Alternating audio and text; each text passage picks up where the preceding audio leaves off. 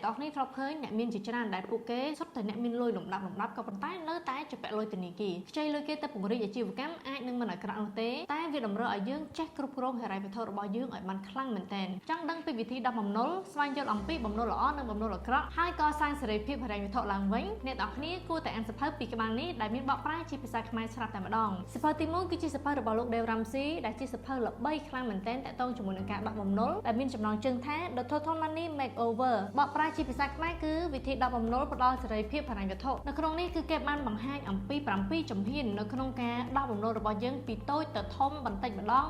ដងរហូតទាល់តែអស់ហើយយុទ្ធសាស្ត្រនៅក្នុងនេះបើសិនជាអ្នកទាំងគ្នាធ្វើតាមគឺអាចឲ្យយើងដោះបំណុលបានលឿនមែនទែនគាត់និយាយតែមួយម៉ាត់ទេរាល់បំណុលគឺសិតតែមិនល្អទាំងអស់ត្រូវតែកាត់ផ្ដាច់ចេញទាំងអស់អ្នកអានជាច្រើនដែលបានអនុវត្តតាមទ្រឹស្ដីនៅក្នុងសៀវភៅនេះបានរំដោះខ្លួនចេញពីបំណុលច្រើនមែនទែនហើយវាក៏ត្រូវបានគេណែនាំឲ្យអានជាមួយពិភពលោកតែម្ដងគាត់មិនមែនតែបង្រៀនយើងឲ្យត្រឹមតែដោះបំណុលប៉ុណ្ណោះទេគឺថែមទាំងបង្រៀនឲ្យយើងចេះសន្សំហើយនឹងរៀបចំគម្រោងការហិរញ្ញវត្ថុសម្រាប់ពេលដែលយើងចាស់ចូលនិវត្តន៍ទៅក៏ដូចជារៀនកសាងហិរញ្ញវត្ថុរបស់យើងឲ្យមានបានឡើងវិញដែរសម្រាប់សៀវភៅទី2វិញមានចំណងជើងថា The ABC of Getting Out of Debt ដែលបកជាភាសាខ្មែរគឺវិធីសាស្ត្រដោះបំណុលសរសេរដោយលោក Garrett Sutton ដែលគាត់គឺជាអ្នកប្រឹក្សាយោបល់នៅក្នុងក្រុមហ៊ុន Rich Dad ដែលអ្នកទាំងគ្នាស្គាល់ហើយ Rich Dad Poor Dad ហ្នឹងសៀវភៅនេះខុសពីសៀវភៅមុនដោយសារតែសៀវភៅមុនគឺគេនិយាយថារាល់បំណុលទាំងអស់គឺសុទ្ធតែអាក្រក់តែសៀវភៅនេះគេបង្ហាញប្រាប់យើងថារាល់បំណុលទាំងអស់មិនមែនសុទ្ធតែអាក្រក់ទេវាមានបំណុលល្អបំណុលមិនល្អអញ្ចឹងយើងត្រូវរៀនគ្រប់គ្រងបំណុលណាដែលល្អចេះប្រើប្រាស់និងទាញប្រយោជន៍ពីវាប៉ុន្តែបើសិនជាបំណុលអាក្រក់បោះវាចោលហើយត្រូវតែកាត់ផ្ដាច់វាចេញពីខ្លួនយើងឲ្យទាល់តែបានតែម្ដងចំណុចពិសេសនៅក្នុងនេះគឺគេបង្ហាញអំពីយុទ្ធសាស្ត្រច្រើននៅក្នុងការចរចា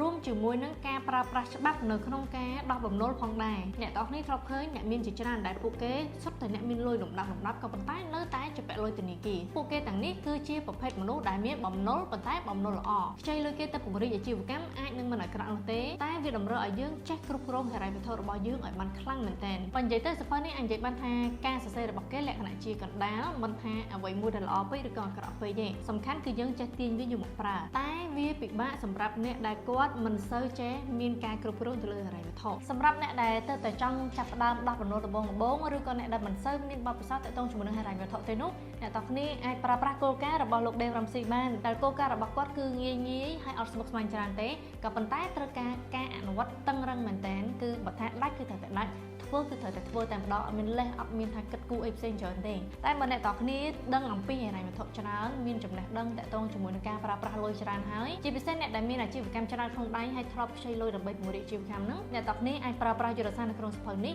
រៀនចរចាហើយរៀនដោះបំណុលណាដែលមិនល្អចេញបានបើរត់តែល្អអ្នកទាំងគ្នាអាចអានសៀវភៅទាំងពីរក្បាលនេះតែម្ដងដើម្បីសិក្សាបន្ថែមអំពីតើរបៀបដោះបំណុលទាំងសងខាងនេះវាមានលក្ខណៈពិសេសយ៉ាងម៉េចខ្លះអញ្ចឹងសៀវភៅទាំងពីរក្បាលនេះគឺអ្នកទាំងគ្នាអាចស្វែងរកបាននៅហាងសៀវភៅ Cleo ដែលមានទីតាំងនៅខាងក្រោយ Eon 2 Borei ដល់ Milan សានសុកច្រកទី2ឬអាចតាក់ទងទិញបានតាម page Cleo Cafe និងហាងសៀវភៅដែលមានសេវាកម្មដឹកជញ្ជូនទូទាំងប្រទេសក្នុងតម្លៃសមរម្យក៏មានសេវាកម្មដឹកជញ្ជូនទៅក្រៅប្រទេសផងដែរសង្ឃឹមថាវីដេអូនេះនឹងអាចជួយបំផ្នែកទៅដល់ការពិចារណារបស់អ្នកទាំងគ្នាបានវីដេអូនេះផងដែរនាំមកជូនដោយ Kinora brand សម្លៀកបំពាក់កូនខ្មែរដែលផ្ដោតទៅលើគុណភាពនិងប្រណិតភាពនេះខ្ញុំ Jessie ជួបគ្នានៅវីដេអូក្រោយ